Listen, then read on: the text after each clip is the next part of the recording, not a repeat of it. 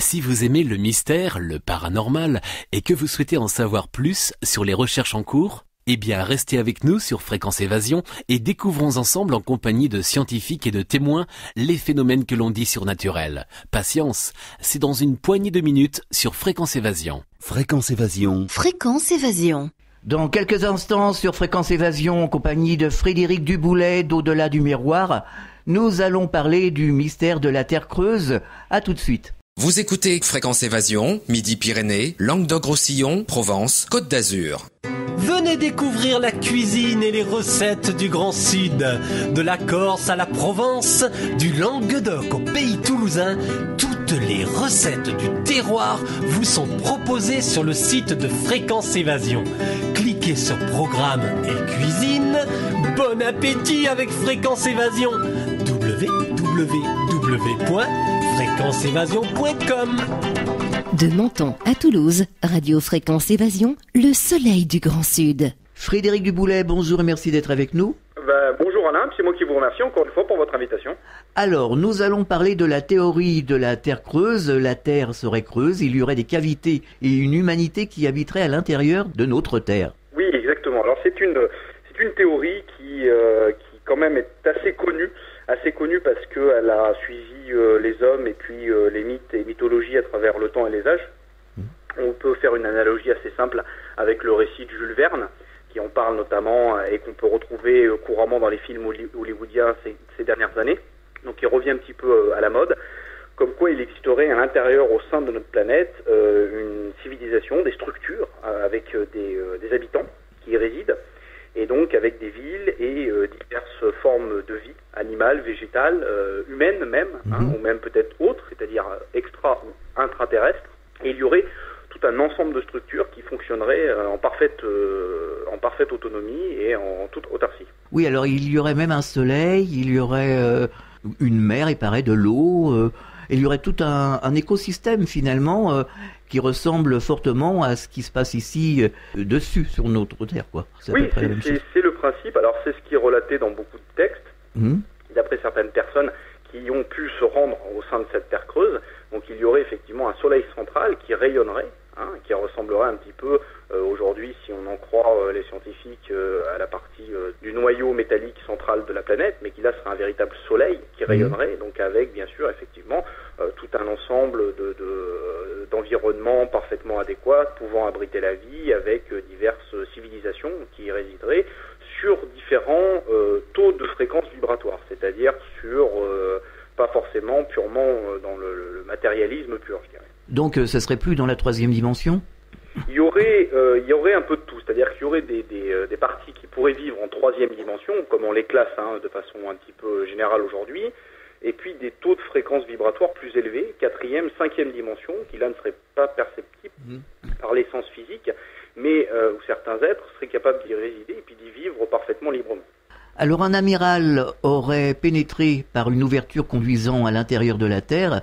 À cet endroit, il y aurait rencontré des êtres évolués, qui lui auraient remis un message qui voudrait que finalement l'humanité que nous sommes, vivant à la surface de la Terre, soit au courant. Oui, exactement. Alors c'est l'histoire de l'amiral Richard Byrd. Je vais la développer un petit peu plus loin, mais juste un peu avant, parce que c'est vraiment une histoire qui est complètement incroyable de par la pertinence du récit et de par la personne en elle-même. C'est-à-dire que c'était véritablement un personnage authentique, véritable, gradé de l'armée américaine, et qui a été nationalement reconnu et décoré en fonction de tous les services qu'il a rendus. Mais juste un peu avant ça, j'aimerais revenir un petit peu sur l'historique de l'histoire de la Terre creuse, qui n'est pas une récente apparition, qui existe depuis très très longtemps. On en retrouve le cas chez les Sumériens. On avait fait une émission la semaine dernière sur les Sumériens. On en avait parlé, et chez les Sumériens, l'Abzu, qui est le monde à l'intérieur de la planète, est clairement identifié et clairement affilié au dieu Enki-Ea, qui serait le créateur de l'espèce humaine ou le recréateur de l'espèce humaine. C'est-à-dire que dans ces mythologies, et la plupart les mythologies mésopotamiennes, l'humanité aurait été créée à l'intérieur de la Terre et par la suite se serait répandue à l'extérieur. Donc c'est quelque chose qu'on retrouve quand même de façon assez abondante dans les mythes et les légendes, que ce soit en Grèce, que ce soit par la suite chez les Romains ou autres. Donc ça nous a quand même assez suivis. Il y a eu des périodes où on en a plus parlé, d'autres un peu moins. Et puis la première œuvre complète qui est apparue là-dessus était assez récente parce qu'elle date des années un petit peu vers les années 1700, où là c'est un astronome et un mathématicien, Edmond Halley, qui est très connu pour la fameuse comète qui porte son nom. Oui, lui a écrit une œuvre véritablement très complexe sur la possibilité de l'existence de la Terre creuse et de tout ce qu'on venait de parler à l'instant. Donc là, ça commence à devenir très intéressant parce qu'on a des gens qui sont de renom, des véritables scientifiques qui commencent à se pencher là-dessus et puis commencent à donner des hypothèses intéressantes, notamment sur l'explication, par exemple, des aurores polaires qui ressemblent couramment aux aurores boréales. Oui. Et qui sont des phénomènes qui se situent donc sur les extrémités de la planète, pôle nord et pôle sud.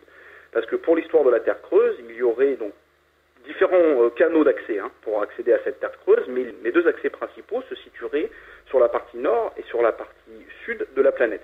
Donc là où il y aurait apparemment une possibilité immédiate d'accès au plein centre de la Terre creuse. Et donc cette première œuvre a fait beaucoup de bruit. C'est cet astronome mathématicien, forcément a été un petit peu décrié par rapport à ce qu'il a écrit.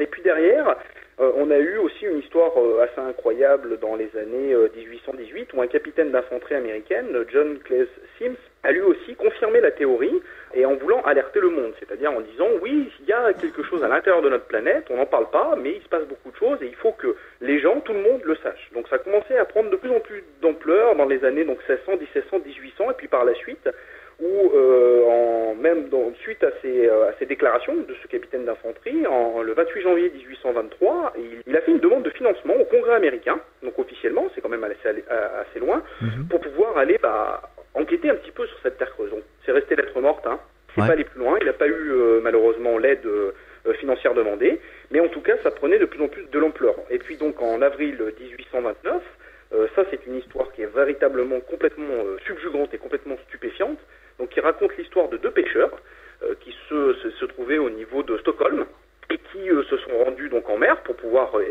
exercer leur métier. Donc ces deux hommes qui s'appellent Jens et son fils Olaf Jensen, qui eux ont commencé à naviguer de plus en plus vers le nord, et puis avec des tempêtes qu'ils ont essuyées, des temps pas possibles, ils se sont retrouvés à perdre un petit peu les traces de leur voyage classique pour pouvoir aller dans leur zone de pêche. Et ils se sont retrouvés avec le temps complètement dans le nord, totalement dans le nord, avec des icebergs, alors que il n'y en avait pas du tout dans l'endroit dans lequel ils travaillaient et ils pêchaient. Et puis, au fur et à mesure qu'ils ont continué à dériver, ils ont essuyé beaucoup de tempêtes, ils se sont retrouvés à l'opposé. C'est-à-dire qu'ils se sont retrouvés dans une mer complètement calme, où il n'y avait plus de présence d'iceberg, avec une mer totalement lisse, avec carrément même de l'eau douce, donc on sortait de la mer salée. Et plus incroyable, avec des températures de l'ordre d'une vingtaine de degrés à peu près, environnantes. Donc là, on n'avait plus du tout rien à voir avec, je dirais, les climats un petit peu extrêmes qu'on trouve dans le nord. Et ces deux pêcheurs-là, par l'intermédiaire de son fils surtout, nous racontent une histoire complètement incroyable. C'est-à-dire qu'il y a un bateau qui est venu à leur rencontre, un bateau avec des géants à l'intérieur, c'est-à-dire qu'ils sont décrits comme des personnes qui sont 3-4 fois plus grandes qu'eux, qui les ont accostés et qui les ont dirigés, qui les ont amenés vers des cités, donc comme est expliqué, c'est un livre qui est sorti selon des textes et des éléments que le fils de ce pêcheur a relaté par la suite, explique qu'il y avait des cités d'or géantes avec des modes de fonctionnement avec des minéraux apparemment, quelque chose qui était complètement incroyable à l'époque, parce que ça date de 1829, donc ça date quand même un petit peu, et ils sont restés apparemment pendant 1 an dans cette partie-là, où ils ont vécu avec les gens, ils ont appris à vivre avec eux, ils ont commencé à parler leur langue, parce qu'ils ne parlaient pas tout à fait la même langue. C'est une langue qui se rapproche du sanskrit, donc qui est l'ancienne langue utilisée dans l'Inde, dans l'Inde antique. Et par la suite, ils ont rencontré le haut souverain de ce monde intérieur de la planète, parce qu'on s'est rendu compte que c'était le monde intérieur de la planète, où là, ils ont eu affaire directement à lui. Et donc, il y a eu des échanges, ils ont appris des choses sur leur mode de fonctionnement, comme quoi, par exemple, ils vivaient par rapport à nous en temps terrestre de 600 à 800 années, alors que nous, on vit difficilement jusqu'à, on va dire, aller en moyenne 80, 100 années terrestres aujourd'hui, qu'ils fonctionnaient avec des modes de communication comme la télépathie, et ça, c'était de façon très courante. Alors, ce que ces pêcheurs-là avaient du mal à comprendre, ils ne comprenaient pas pourquoi ils s'échangeaient certaines choses, parce que la télépathie n'était pas du tout connue et reconnue à l'époque. Et puis, au bout de 2 ans, à peu près 2 ans et demi, qu'ils sont restés là-bas, ils ont voulu rentrer chez eux. Et donc, les gens de cette civilisation, de cette structure, de cet environnement, les ont accompagnés gentiment et les ont renvoyés un petit peu, on va dire, les ont aiguillés pour qu'ils puissent rentrer chez eux. Parce que le mari, surtout le ans et demi resté là-bas, il avait quand même une famille là-bas, il avait clair, sa femme qui était restée, donc forcément, il commençait quand même à s'inquiéter. Et puis, donc le retour s'est pas très très bien passé parce qu'encore une fois, ils ont essuyé beaucoup de tempêtes. Et malheureusement, le père est décédé pendant le retour et il n'est resté que le fils. Ils étaient pourtant équipés, c'est-à-dire que leur bateau avait été remis à neuf, ils avaient des vivres pour pouvoir survivre, mais ils ont essuyé tellement de tempêtes que leur embarcation a chaviré. Le père est décédé dans l'accident et le fils s'est retrouvé entre la vie et la mort et a été repêché de justesse par un bateau qui passait là à ce moment-là. Et il a donc raconté son histoire aux gens qu'il a vus. Donc il a été incarcéré au niveau psychiatrique. Parce que personne ne croyait son histoire, bien sûr.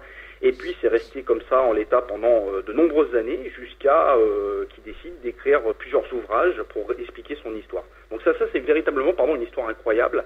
Et on a ces éléments qui sont sortis à peu près dans les années 1900. Oui, mais alors, depuis, on a progressé, on a des moyens techniques qui nous permettent d'explorer un petit peu partout ce qui se passe sur la planète. Comment se fait-il qu'aujourd'hui, personne, enfin, d'une manière officielle, personne ne s'occupe justement de ce problème et essaie d'aller voir ce qui s'y passe? Encore une fois, est-ce que c'est parce qu'il ne faut pas en parler? Est-ce que c'est parce que c'est dérangeant? Beaucoup de questions autour. Encore une fois, je pense que c'est un petit peu comme tous les phénomènes qui peuvent tourner autour, c'est-à-dire, la question serait, ça fait quand même des centaines, des millénaires qu'on vit sur cette planète, et on ne saurait pas ça. Les instances qui sont normalement en charge de s'occuper de ces éléments-là ne le savent pas, ou en tout cas le cachent. Vous voyez, ça va enchaîner derrière une série de questions, et un effet boule de neige qui peut être dévastateur pour la stabilité de nos civilisations, mais surtout ceux qui les gouvernent, et ceux qui tiennent la main mise dessus. Je pense que le problème est surtout là. C'est un peu comme le phénomène OVNI, c'est la même chose. Là, de plus en plus, maintenant, ça commence à s'ouvrir parce que les consciences commencent à aborder ça de façon beaucoup plus sérieuse, alors que pourtant ce phénomène-là est vieux comme le monde. Mais aujourd'hui, on a des positions officielles et des discours qui changent, surtout, qu'on n'avait pas avant, vous voyez. Comme on a aujourd'hui aussi un petit peu dans la religion, qui change aussi un petit peu ses discours, notamment l'Église catholique ou les positions chrétiennes ou judéo-chrétiennes, sur la possibilité d'une vie extraterrestre dans le cosmos.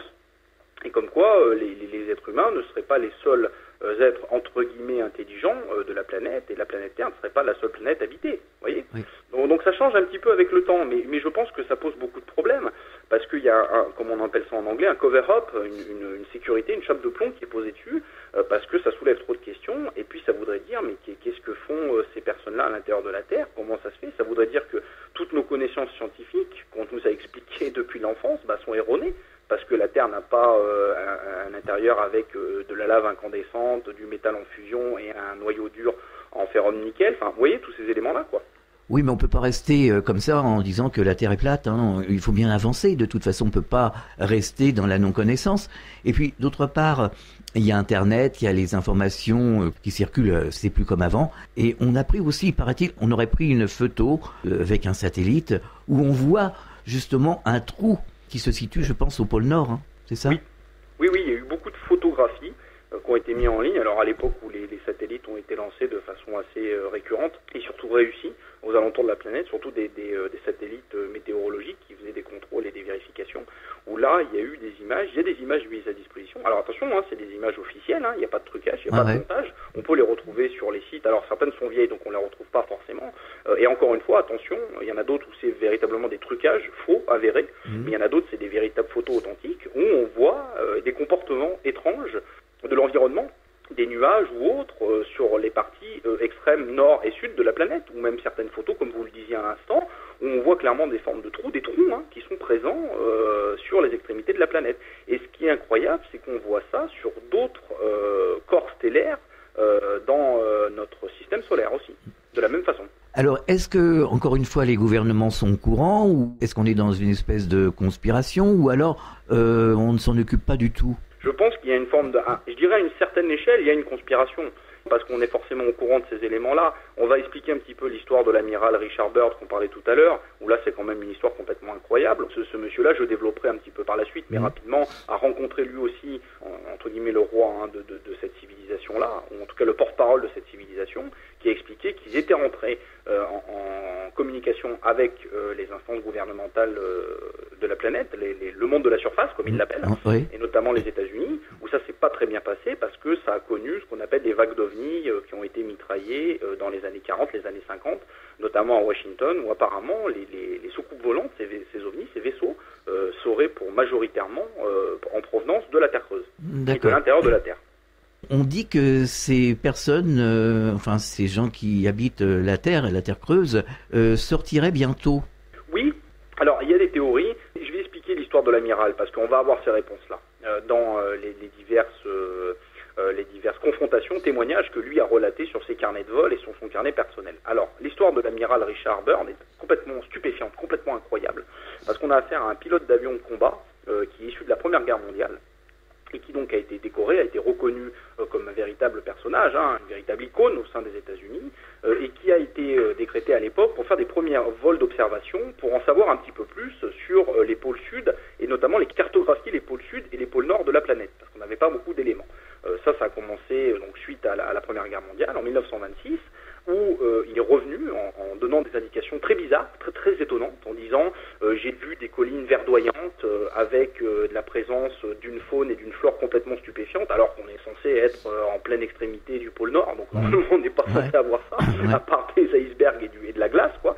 Et donc par la suite, il a donné des éléments tellement appuyés au niveau de ses relevés de cartes, qu'il a été passé contre-amiral. Donc vous voyez quand même, c'est pas quand même quelqu'un qui a sorti ça dans son coin, qui a exposé sa théorie. C'est quelqu'un qui a été reconnu au sein des États-Unis. Il a reçu par la suite des aides financières de la part de Ford et de Rockefeller, de la famille Rockefeller, pour pouvoir faire des études plus poussées et des cartographies plus poussées pour étudier un petit peu ces éléments. Et là, il s'est dirigé vers le pôle sud. Il a même reçu une médaille d'honneur, pour vous dire là, quand même la qualité et la représentativité de ce monsieur-là. Donc en 1929, il s'est dirigé vers le sud, où apparemment il aurait fait une vidéo qui aurait montré tous ces éléments, une partie de ces éléments, parce que ce soit au nord ou au sud, on retrouve le même accès sur les parties de la Terre creuse, et qui a mystérieusement disparu. Donc ensuite, en 1933, il est resté dans une base juste à côté pour faire des observations météorologiques pendant 5 mois, où il a relaté encore des éléments complètement incroyables. Et puis c'est là que, on va dire, la couleur a changé un petit peu. C'est-à-dire qu'avant, c'était véritablement un icône, il était porté, tout le monde le portait pour qu'il puisse faire des cartographies, qu'il ait expliqué ces choses. Et plus il avançait dans ses recherches, plus il expliquait qu'il y avait quelque chose à l'intérieur de la planète, sur les extrémités pôle nord et pôle sud, et que dedans, on y voyait la présence, par exemple, de dinosaures. Vous voyez, des choses complètement incroyables, où il y aurait des êtres qui résident, où il y aurait vu carrément des formes de disques volants. À l'époque, ils appelaient ça des disques volants, des soucoupes volantes qui se déplaceraient librement à l'intérieur et qui sortiraient du champ gravitationnel de la planète. Et là, tout a changé, c'est-à-dire qu'il est devenu de plus en plus mystérieux. On a eu beaucoup moins d'éléments. On l'a dérangé un petit peu pour plus qu'il fasse ces études-là.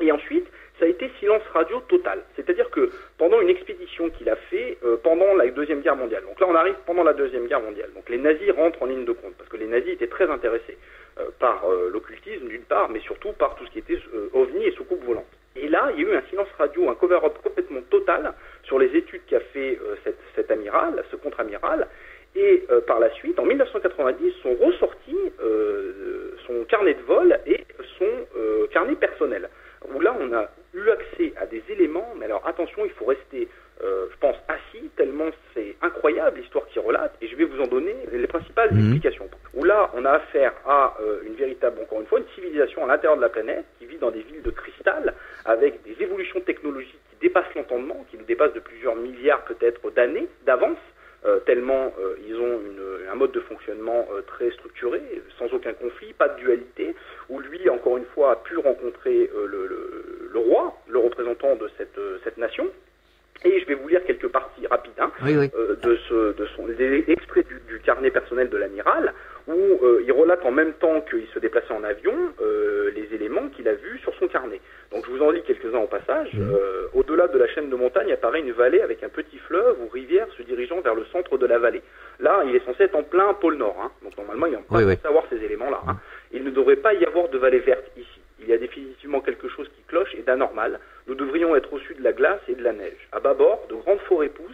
Sur le versant de la montagne, les instruments filent toujours comme une toupie. Souvent, il relatait le fait que ces instruments perdaient le nord, comme on le dit fréquemment. Le gyroscope aussi, d'arrière en avant. Nous tournons à nouveau sur la gauche en direction d'un gros animal ou quelque chose de semblable. Ça ressemble à un éléphant. Non, on dirait un mammouth. C'est incroyable, mais pourtant il est bien là.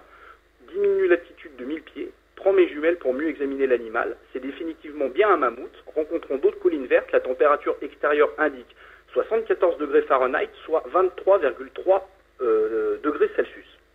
Ça, c'est des notes officielles de sa part qu'il a marquées sur son carnet. Ouais. Donc ça commence à devenir véritablement incroyable. Et il s'est allé très très loin, parce qu'à un moment donné où il est allé de plus en plus profondément, je dirais, dans l'intérieur de cet environnement, il a eu affaire à des ovnis qui sont venus à sa rencontre et qui ont pris un petit peu les commandes de son appareil. Et c'est ce qu'il explique. Juste un peu avant, il arrive à voir une cité, et c'est là où il rencontre une flotte qui lui arrive sur les côtés. Notre ado grésille et une voix anglaise avec un accent nordique ou allemand apparaît. Le message est « Bienvenue dans notre domaine, amiral. Nous allons vous poser dans exactement 7 minutes. Relaxez-vous, vous êtes entre de mains sûres. Je note que nos moteurs se sont arrêtés. Notre appareil est sous l'emprise d'une étrange force et vire maintenant toute seule. » Ça, c'est que ça devient incroyable. Tout à fait. Les appareils qui fonctionnaient indiquent que tout s'arrête. Son avion ne marche plus. Pourtant, il est toujours en l'air et il est guidé par une force invisible, bienfaisante apparemment, qui va auto-guider son appareil en vol pour pouvoir l'atterrir et l'amener devant ses représentants, en tout cas ses ovnis qui l'accompagnaient. J'ajoute en toute hâte une dernière note dans mon carnet de vol. Plusieurs hommes s'approchent de notre avion. Ils sont grands, avec des cheveux blonds. Et quelques distances derrière, une énorme cité miroir avec des nuances de l'arc-en-ciel. Je ne sais pas du tout ce qui va se passer maintenant, mais je ne vois aucune arme sur eux qui s'approche de nous. J'attends une voix me commandant d'ouvrir la porte, j'exécute, fin du carnet de vol. Donc là, on n'a plus d'éléments sur le carnet de vol. Le carnet de vol qui a été confisqué par la suite, bien sûr, parce que c'est apparemment trop dérangeant. Et on retrouve d'autres extraits du carnet personnel de l'amiral, où là, il explique la discussion qu'il a eue avec le roi, le représentant, qui lui a, comme vous disiez tout à l'heure, Alain, confié une mission d'information auprès des gens de la surface, donc de nous, pour informer de la présence de cette civilisation à l'intérieur de la Terre, et surtout pour prévenir du danger de l'utilisation des technologies et surtout des armes de type atomique. C'est apparemment surtout ça qui aurait réveillé un petit peu l'engouement de cette civilisation à l'intérieur de la Terre creuse, d'informer les gens de la surface. Donc je vous en lis quelques extraits rapidement. Oui. Nous vous avons permis, amiral, c'est le roi qui s'exprime, nous vous avons permis, amiral, d'entrer ici parce que vous êtes de caractère noble et connu dans le monde de la surface. Vous êtes dans le domaine des Ariani, le monde intérieur de la Terre. Nous ne retarderons pas longtemps votre mission et vous serez escorté prudemment vers la surface et au-delà d'une certaine distance. Mais maintenant, amiral, je vais vous dire pourquoi vous avez été convoqué ici. Notre intérêt commence avec raison, juste avec les explosions atomiques d'Hiroshima et de Nagasaki au Japon. Et cette alarmante époque, nous avons envoyé nos... Alors c'est un terme allemand qui signifie des roues ailées en allemand, des ovnis, à la surface pour enquêter sur ce que votre race avait fait. Ceci est bien sûr de l'histoire ancienne maintenant, mais je dois poursuivre. Vous voyez, nous n'avons jamais interféré auparavant dans des guerres et barbaries de votre race, mais maintenant nous le devons, car vous avez appris à manipuler avec un certain pouvoir qui ne revient pas aux humains, à savoir l'énergie atomique. Donc vous voyez comme quoi l'énergie atomique a réveillé beaucoup de choses, parce qu'on a aussi une recrudescence des phénomènes ovnis depuis les explosions atomiques. On marque une pause, on revient dans quelques instants. Radio Fréquence Évasion, Principauté de Monaco, Grand Sud. Sur Fréquence Évasion, les stars d'hier, d'aujourd'hui et de demain se racontent en toute liberté. Pour en savoir plus, cliquez sur Programme. Bon surf sur le site de Fréquence Évasion, www.fréquenceévasion.com. Fréquence Évasion vous donne la possibilité de dialoguer sur l'un des 3 forums. Paranormal, région et musique. Venez dialoguer sur les forums Fréquence Évasion. Cliquez sur Forum. Bon surf sur le site de Fréquence Évasion, www.fréquenceévasion.com. Radio Fréquence Évasion, le son de la Côte d'Azur. Nous sommes de retour sur Fréquence Évasion, toujours en compagnie de Frédéric Duboulet d'Au-delà du Miroir, et nous parlons du mystère de la Terre creuse. Alors j'ai fait une émission avec Anne Givaudan il y a quelque temps, et elle me disait qu'elle y était allée, mais en décorporation. Oui, je vais faire un petit parallèle rapidement avec le livre qu'elle a écrit, qui s'appelle Le voyage à Shambhala. Alors un livre incroyable. Personnellement, pour moi, c'est une référence. Il fait partie des livres qui se resteront à jamais gravés dans ma mémoire parce qu'ils m'ont apporté des éléments, un enseignement et une pertinence dans le message spirituel qui est transmis dans ce livre-là, complètement incroyable.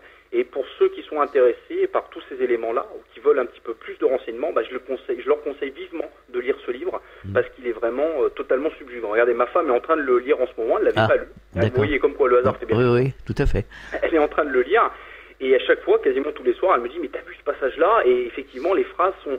Si vous voulez, c'est des phrases, certaines phrases, elles parlent à l'âme, je dirais, vous voyez. Elles ne parlent pas à votre mental, elles ont une pertinence, une puissance d'enseignement qui réveille quelque chose en vous. Enfin, véritablement, c'est un livre incroyable, et effectivement, Anne se serait rendue en voyage astral auprès de ces civilisations. Mais attention, ne s'y rend pas qui veut, vous voyez, parce qu'ils ont une avancée telle que sur les différents plans vibratoires dans lesquels ils existent, il y a aussi des possibilités de bloquer certaines personnes mal intentionnées qui voudraient s'y rendre et qui voudraient profiter un petit peu de l'enseignement ou en tout cas qui ne voudraient pas forcément porter un message positif à rendre à la surface. Alors avec Anne Givaudan, on en a discuté un petit moment, on a parlé justement de ces êtres qui vivaient à l'intérieur de la Terre. Elle me disait que c'était des êtres qui étaient un peu longilignes, comme ça assez fins, et d'une couleur un peu bleutée, et qu'ils mangeaient très peu, enfin visiblement ils mangent des végétaux. Oui, apparemment oui. De ce que moi j'ai vu, il y aurait plusieurs races qui résident. Comme on peut avoir différents taux de fréquences vibratoires, on n'a pas les mêmes types d'êtres. Dans le livre de mémoire, le livre à Shambhala, effectivement il y en a beaucoup qui se nourrissent de manière purement, je dirais, végétale ou organique, et certains arriveraient même à se nourrir quasiment simplement avec la luminothérapie, la lumière, et arriveraient à transformer cette lumière en nourriture et vivre par la suite grâce à ça. Oui. Elle disait que justement ces êtres-là se plaignaient de notre comportement, notamment des essais nucléaires que l'on faisait et que ça les perturbait. Oui, vous voyez, on retrouve les éléments que l'amiral a ressortis. Alors encore une fois, moi je pose la question, pourquoi un amiral aussi gradé, avec autant de prestance, autant de notoriété, pourquoi irait-il briser sa carrière, remettre sa carrière en cause en relatant des éléments comme ça? Vous voyez, c'est quand même assez incroyable. Enfin, pourquoi il ira inventer ça? Une personne comme ça n'a pas besoin de le faire. Je veux dire, il est largement reconnu. À l'époque de la Deuxième Guerre mondiale, il l'a passé, donc il était encore vivant. Il n'avait pas besoin de ça pour relancer une carrière. Vous voyez, enfin, c'est ça qui est complètement incroyable. Donc on peut se poser quand même des questions sur la pertinence et sur le véritable message qu'il a porté. Donc je finis juste rapidement l'histoire de l'amiral. Après, j'ai plus d'éléments. Et encore une fois, on peut trouver ces éléments-là. Si les gens sont intéressés, ils peuvent venir sur le forum. On a des rubriques spécifiques pour la Terre creuse. Et on a mis un très très gros dossier sur justement toute l'histoire de l'amiral et ce qu'on a cité juste à l'instant. Donc ils sont très intéressants et qui sont beaucoup plus détaillés. Et on trouve plus d'éléments relatés dans le carnet de bord ou le carnet personnel de l'amiral. D'accord. Donc un des derniers messages qui lui a été transmis avant qu'il soit raccompagné, parce qu'ensuite on l'a raccompagné à l'extérieur, gentiment et en toute humilité, en lui disant en 1945 et par la suite nous avons essayé de contacter votre race, mais nos efforts n'ont rencontré qu'hostilité et nos vaisseaux furent mitraillés. Oui, et même poursuivis avec malice et animosité par vos avions de combat. Aussi maintenant, je vous le dis à vous mon fils, il y a un grand orage qui se concentre sur votre monde, une fureur noire qui subsistera pour beaucoup d'années. Il n'y aura aucune possibilité de réponse de la part de vos armées, il n'y aura aucune protection de la part de votre science. Cette fureur rage jusqu'à ce que chaque fleur de votre culture soit piétinée et que toutes les choses humaines soient plongées dans un vaste chaos. Vous, mon fils, vous devez retourner au monde de la surface pour lui confier ce message. Et les éléments s'arrêtent là. Alors j'ai l'impression qu'on y est là, dans le chaos. On se pose des questions, effectivement. On commence à rentrer... Personnellement, on va faire un petit parallèle. Pour ma part, il est évident qu'on vit ce qu'on appelait les anciennes écritures, les temps apocalyptiques, qui sont encore une fois, je le répète, et je le souligne, c'est important, du grec, véritable signification du grec, qui veut dire révélation, et non pas forcément destruction, catastrophe totale, même si à chaque changement de cycle et d'ère qu'on peut retrouver dans les anciennes civilisations, qui sont souvent relatées, comme on a eu pour le déluge, il y a ces bouleversements climatiques importants qui rentrent en ligne de compte. Mais en tout cas, aujourd'hui, on se rend compte qu'on a plus accès à certaines révélations et qu'il devient très difficile pour certains gouvernements ou certaines structures officielles de cacher certaines choses qui sont restées sous silence pendant de nombreuses années. Donc, je pense qu'à un moment donné, il faudra effectivement que la conscience humaine, quand je dis ça, c'est la famille humaine en général, se réveille un petit peu, prenne conscience que le matérialisme, c'est pas la vie, qu'il y a bien autre chose au-delà de ça, et qu'aujourd'hui, on est en train de faire beaucoup de mal. On se fait du mal à nous, on fait du mal à notre environnement, on fait du mal à la planète, et qu'aujourd'hui, je dirais, ce qui manque le plus, c'est ce qui fait le plus défaut à la famille humaine, c'est l'amour, c'est le manque d'amour à la planète, vous voyez. Et je pense qu'aujourd'hui, vous savez, on récolte ce qu'on sème, comme l'a dit un certain, très, très, très connu, qui portait des messages d'amour et de fraternité universelle, comme d'autres l'ont fait aussi, comme simplement il fallait s'aimer les uns uns les autres et surtout se respecter et puis essayer de mettre en œuvre quelque chose de périn pour l'avenir de tous. Aujourd'hui, on n'y est pas. Donc, est-ce que ces êtres-là qui font partie de la Terre creuse ou d'autres civilisations extraterrestres rentrent en ligne de compte parce que elles commencent à être inquiètes parce qu'on interfère avec leur monde respectif, ce qui est une possibilité à cause de nos pensées, de nos émotions négatives, de tout ce qu'on dégage. Aujourd'hui, c'est couramment accepté en physique quantique que ces impacts-là ont des impacts sur notre environnement de matière dense immédiate.